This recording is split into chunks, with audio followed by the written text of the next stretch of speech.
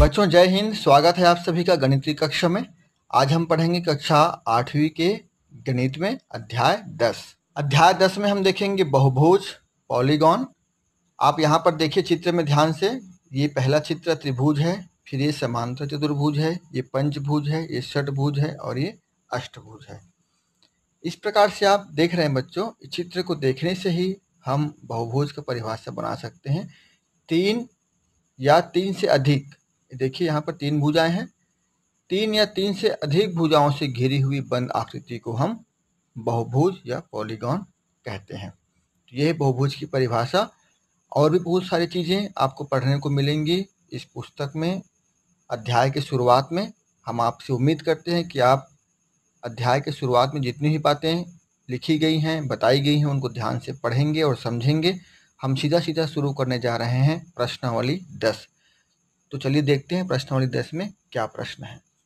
बच्चों प्रश्नावली 10 शुरू करने से पहले हम आपको बता दें, यहाँ पर देखिए पेज नंबर 129 में सारणी दिया हुआ है। इस सारणी को आप बहुत ध्यान से पढ़ेंगे। ये कक्षा 8वीं, 9वीं, 10वीं और आगे की कक्षाओं में भी आपको बहुत सहयोग करने वाला है। समांतर चतुर्भुज, भुजाएं, कोण, विकर्ण, इसके बारे में पूरा चार्ट बना के जानकारी दी गई है। इसको आप पढ़ेंगे ध्यान से, ऐसा मैं उम्मीद करता हूँ। चलिए अब हम शुरू करने जा रहे हैं प्रश्नावली 10 के सवालों का हल। देखिए पहला प्रश्न दिया हुआ है। प्रत्येक प्रश्न में 4 संभावित उत्तर दिए गए हैं, इनमें से एक सही है। यदि सही उत्तर चुनकर आपको लिखना है। आज यह है दोनों विकर्ण बराबर होते हैं।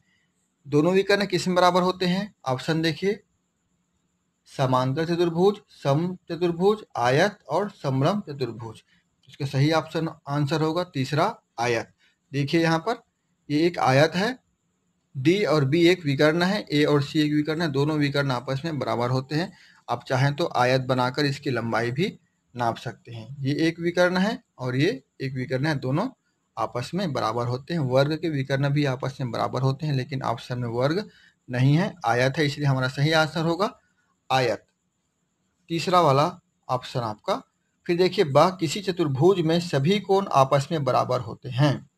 किस चतुर्भुज में सभी कोण आपस में बराबर होते हैं? ऑप्शन दिया है आपको आयत का, बाकी वर्ग नहीं दिया हुआ है। देखिए ये आयत है, इसके सभी कोण आपस में, ये कोण, ये कोण, ये और ये चारों कोण आपस में बराबर होंगे और 90-90 अंश के होंगे।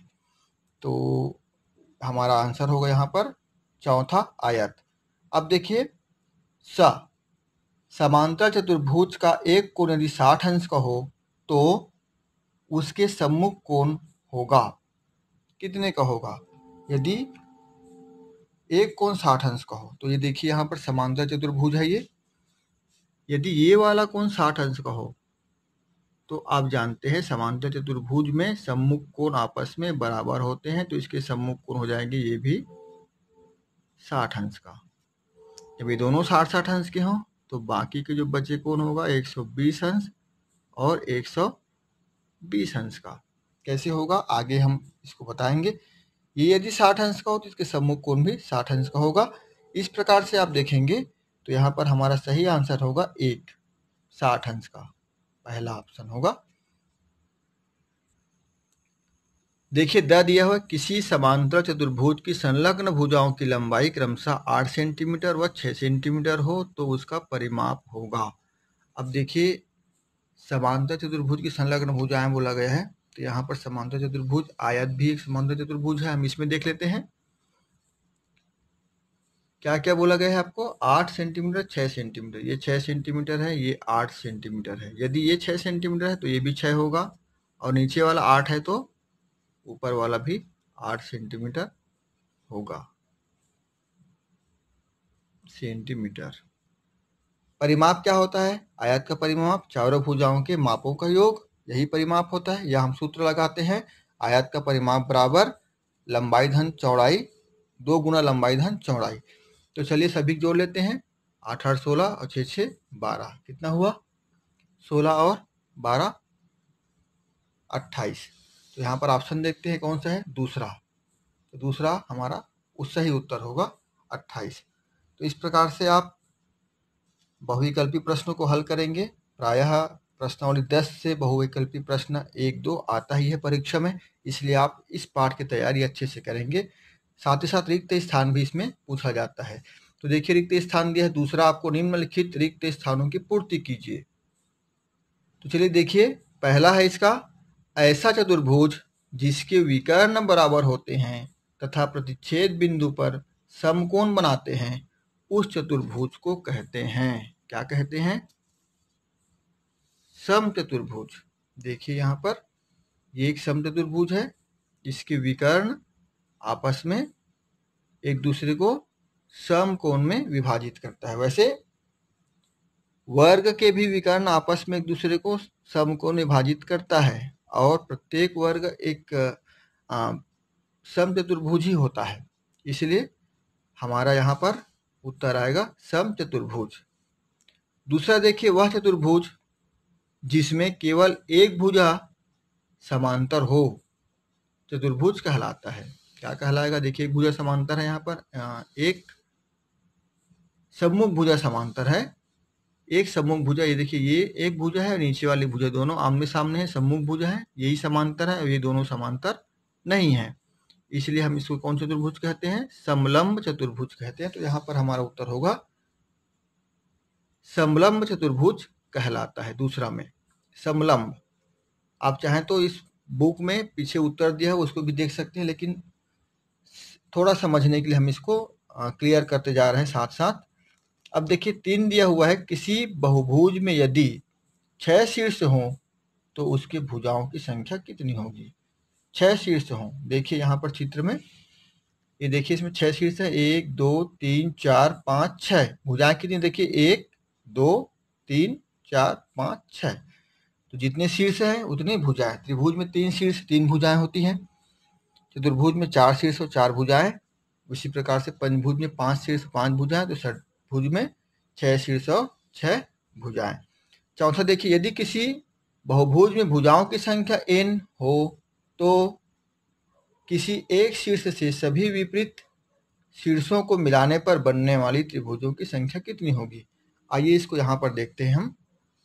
ये देखिए एक पंचभुज दिया हुआ है, इसके विपरीत शीर्षों को हम मिलाते हैं, जैसे ये विपरीत शीर्ष है, यहाँ से हम इसको मिलाएंगे, एक और एक विपरीत शीर्ष ये है, यहाँ पर देखिए इसको हम मिला देते हैं 2।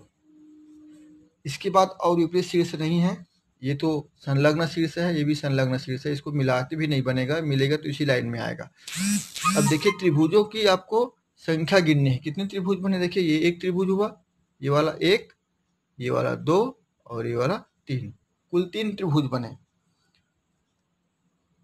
पंचभुज को जहां पर 5 शीर्ष हैं उसमें कितने बने? 3। इसका मतलब ये हुआ कि n ऋण 2 यानी कि 2 कम, यदि भुजाओं की संख्या यहाँ पर 5 है 3 बने, मतलब 2 कम बराबर 3। यदि 6 होता यहाँ पर 2 कम बनते बराबर 4। आयत में देखिए आप, इसमें देखिए यहाँ से हम सीधा सीधा ऐसा खींचेंगे तो यहाँ कितनी भुजाएं हैं? 4 भुजाएं। n बराबर कितना है? 4।